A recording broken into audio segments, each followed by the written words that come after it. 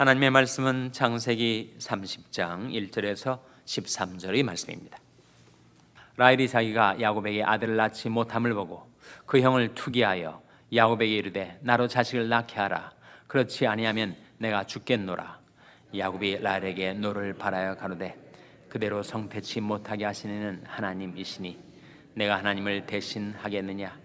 라헬이 가로되 나의 여종 비라에게로 들어가라. 그 아들을 낳아 내 무릎에 두리니 그러면 나도 그를 인하여 자식을 얻겠노라 하고 그 시녀를 비라를 남편에게 첩으로 주매 야곱이 그에게로 들어갔더니 비라가 잉태하여 야곱에게 아들을 낳은지라. 라헬이 가로되 하나님이 내 억울함을 푸시려고 내 소리를 들으사 내게 아들을 주셨다 하고 이로 인하여 그 이름을 단이라 하였으며 라헬의 시녀 비라가 다시 잉태하여 둘째 아들을 야곱에게 낳음에 라헬이 가로되 내가 형과 크게 경쟁하여 이겼다 하고 그 이름을 납달리라 하였더라. 레아가 자기 생산이 멈춤을 보고 그 시녀 실바를 취하여 야곱에게 주어 첩을 삼게 하였더니 레아의 시녀 실바가 야곱에게 아들을 낳음에 레아가 가로되 복되도다 하고 그 이름을 가시라 하였으며 레아의 시녀 실바가 둘째 아들을 야곱에게 낳음에 다 같이 읽으시겠습니다. 레아가 가로되 기쁘도다 모든 딸들이 나를 기쁜 자라 하리로다 하고 그 이름을 아셀이라 하였더라. 아멘. 할렐루야. 주의 평강의 복을 기원하는 마음으로 샬롬 인사 나누시기 바랍니다. 샬롬. 샬롬. 오늘도 금요 새벽 기도에 잘 나오셨습니다. 날씨가 아주 무덥죠? 제가 어제 목사님들을 만날 일이 있어서 라팔마에 갔었는데 제 자동차에 찍히는 온도가 111도더라고요. 이 지역은 다른 인랜드 지역보다는 그래도 온도가 훨씬 시원하지만 그래도 대단한 무더위를 지나고 있습니다. 아마 더위 때문에 잠을 설치는 분들이 계실지 모르겠어요. 예배당에 오니까 시원하시죠? 우리에게 이런 좋은 장소를 허락하신 하나님께 감사를 드립니다. 오늘이 며칠인지 아시죠? 오늘이 9월 1일입니다. 금년에 몇 분의 몇 지난 거예요? 금년에 3분의 2가 지났습니다. 그리고 이제 3분의 1이 남았습니다. 얼마나 빨리 시간이 지나가는지. 3분의 2가 지나고 3분의 1이 남은 이 시점에서 우리가 어떻게 살아왔는지 한번 자가 점검을 해보고 남은 3분의 1의 금년의 귀중한 세월을 아껴서 주님을 위하여 쓰시며 살아가시는 저와 여러분 될 수 있기를 주님의 이름으로 축원합니다. 오늘 본 말씀해 보시면 야곱 가정에 아들을 낳게 되는데 두 아내를 통해서뿐만 아니라 또 첩들을 통해서도 아들을 낳아요. 첫 첩을 통해서 야곱에게 아들이 태어납니다. 그 과정을 보여주고 있는데 이 말씀이 무슨 교훈을 우리에게 주시는가를 함께 찾아보도록 하겠습니다. 먼저 1절 말씀 같이 읽겠습니다. 1절 말씀 시작. 라헬이 자기가 야곱에게 아들을 낳지 못함을 보고 그 형을 투기하여 야곱에게 이르되 나로 자식을 낳게 하라. 그렇지 아니하면 내가 죽겠노라. 자기 언니 레아는 네 아들을 낳았는데 라헬은 한 아들도 낳지 못함을 보고 그 형을 어떻게 하였다고요? 투기했습니다. 투기. 질투했단 말이죠. 그 시기심, 질투심 때문에 레아가 정말 삶의 의욕을 잃게 되고 차라리 죽었으면 좋겠다까지 그의 마음이 내려앉습니다. 야곱에게 이르되 나로 자식을 낳게 하라. 그렇지 않으면 내가 죽겠노라. 남편한테 얼마나 지금 강짜를 부리는 거예요. 남편한테 아들을 낳게 해놓질 않으면 죽어버리겠다고 이렇게 졸라댑니다. 그러니까 남편이 살 수가 있겠어요? 남편은 라헬보다는 신앙이 있는 사람이어서 이렇게 대답을 하죠. 2절 말씀해 보시면 야곱이 라헬에게 노를 바라여 가로되 그대로 성태치 못하게 하시는 이는 하나님이시니 내가 하나님을 대신하겠느냐. 생명을 주고 생명을 주지 않으시는 것은 생명이 하나님께 달려있는 것인데 왜 나한테 그러느냐. 하나님이 당신이 태를 닫아 잉태치 못하게 하셨는데 내가 하나님을 대신하겠느냐. 내가 하나님이냐. 왜 나한테 그러느냐. 그렇게 대답을 한 거지. 그러자 라헬이 자기 시어머니는 아니고, 시어머니는 누구였죠? 라헬의 시어머니는 리브가 아닙니까? 네, 리브가의 시어머니는 누구예요? 사라 아닙니까? 학렬을 따져나기가 참 쉽지 않네요. 그러니까 자기 시어머니는 아니고 시어머니의 시어머니 사라처럼 자기 몸종, 여종을 또 남편에게 안긴 거예요. 그래서 라헬이 가로되 나의 여종 비라에게로 들어가라. 그가 아들을 낳아 내 무릎에 두리니 그러면 나도 그를 인하여 자식을 얻겠노라 하고 그 시녀 비라를 남편에게 첩으로 주매 야곱이 그에게로 들어갔더니 비라가 잉태하여 야곱에게 아들을 낳았어요. 라헬이 그 아들을 안고 하는 말이 또 그 이름을 짓는 것이 이렇게 되었습니다. 라헬이 가로되 하나님이 내 억울함을 푸시려고 내 소리를 들으사 내게 아들을 주셨다 하고 이로 인하여 그 이름을 뭐라고 했다고요? 단이라 했습니다. 단지파의 조상 단. 단의 뜻이 무엇인가? 뜻이 뭐라고요? 단의 뜻이 그 밑에 나오죠. 억울함을 푸심. 그렇게 나옵니다. 얼마나 자기 언니에 대한 질투심이 마음에 사무쳤으면 아들을 낳아서 기뻐하기보다는 억울함을 푸셨다라는 이름을 붙여 주었겠는가 하는 거죠.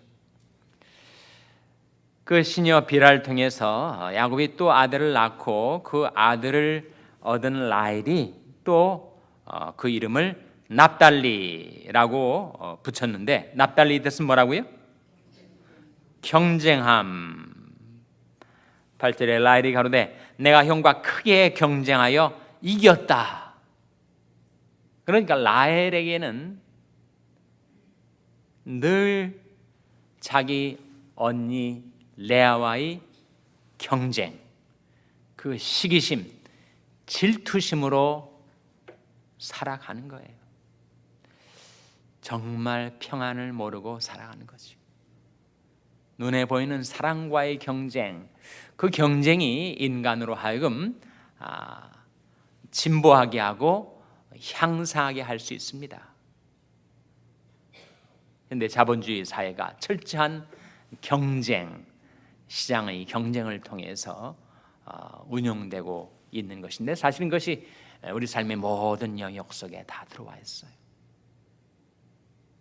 사람이 경쟁심을 갖게 되면 더 열심히 하게 되고 더 진보할 수가 있죠.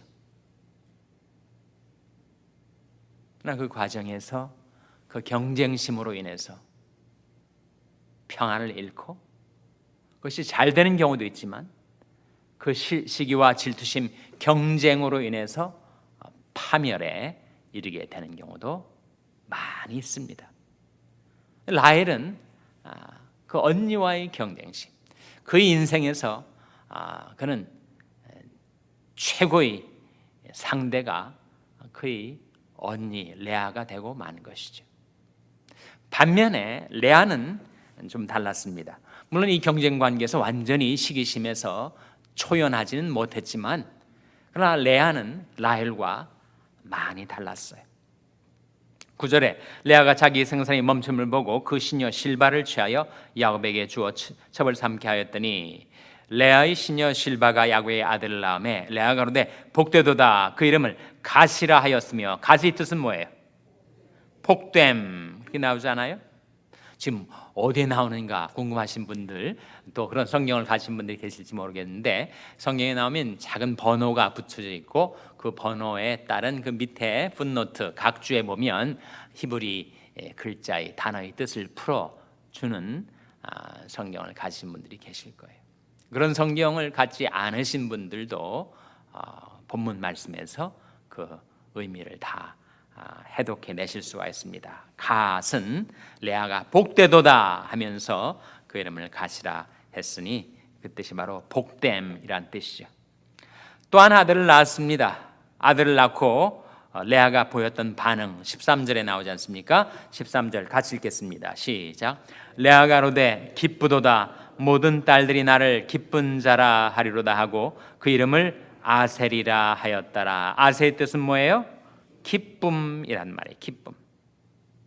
그래서 레아가 또한 아들을 낳고 나서, 물론 자기 시녀를 통해서 낳은 아들이었지만 그 아들을 안고서 기쁘도다 하면서 기쁨이란 뜻이 아셀이라는 이름을 지어졌단 말이죠.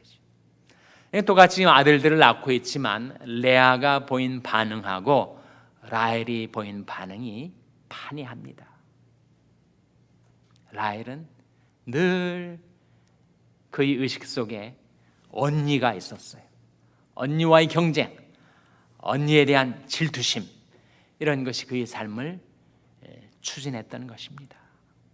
뭔가 그 질투와 경쟁으로 인해서 이룬 것도 있죠. 아들들도 낳고.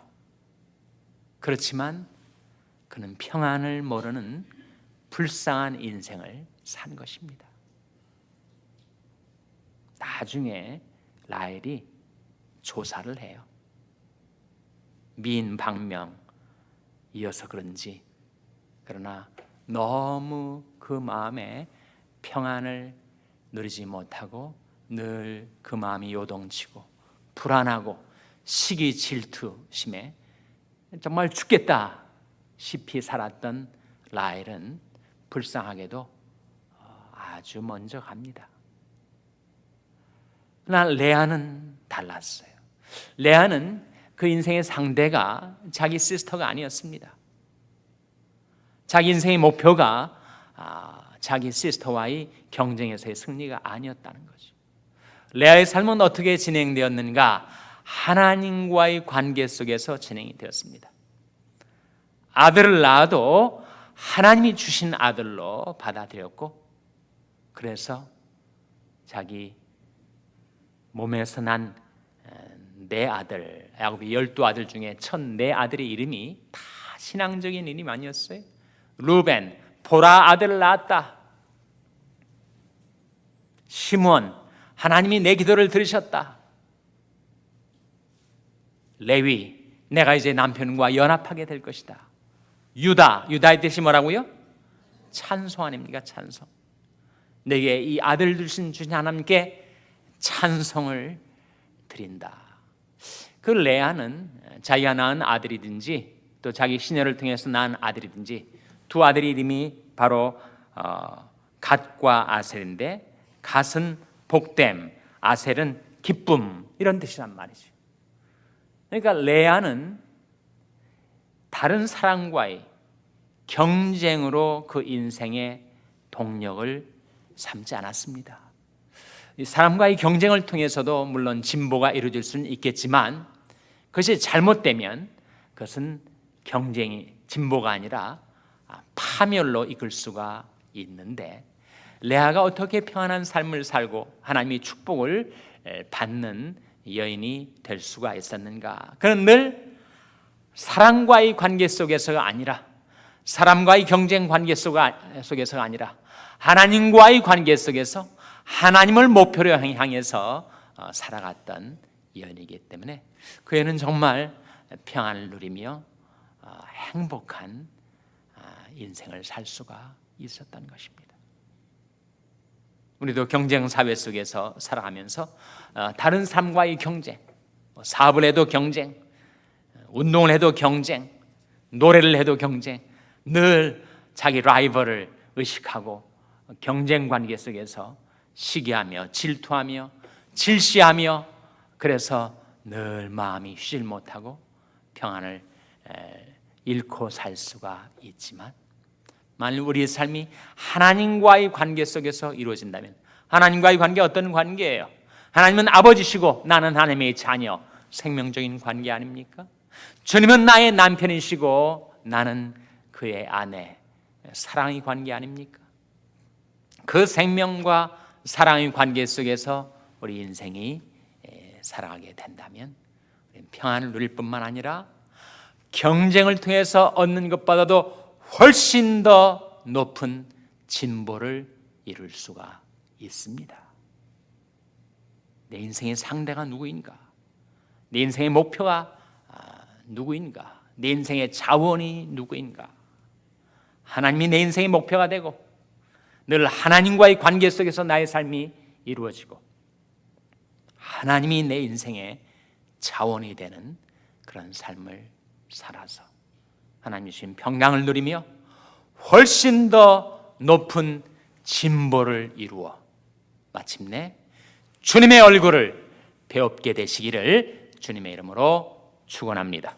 기도하시겠습니다. 오늘 말씀 기억하며 하나님, 저희들이 하나님과의 관계 속에서 늘 살아가게 하시고 하나님을 의식하고 주님의 얼굴을 바라보며 나아가게 하여 주시옵소서. 기도하시기 바랍니다.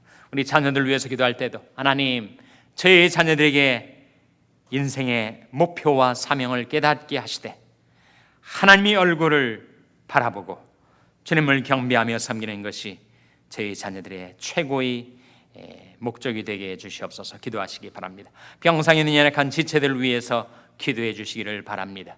주님의 근과 권능의 손으로 안수해달라고 기도해 주시기 바랍니다. 우리 샬롬교회를 위해서 기도할 하나님, 저희 샬롬교회가 하나님이 주신 목표와 사명을 향해 나아가게 하시되 무엇보다도 주님의 얼굴을 바라배우며 살게 해달라고 기도해 주시기 바랍니다. 여러분의 생업을 위해서 기도하시고 한국 메인교회 이경철 목사님을 위해서 기도해 주시기 바랍니다. 교육관 건립을 위해서 기도해 주시기 바랍니다. 하나님, 저희를 성령으로 충만케 하여 주시옵소서. 이런 제목들로 우리 합심해서 기도하겠습니다.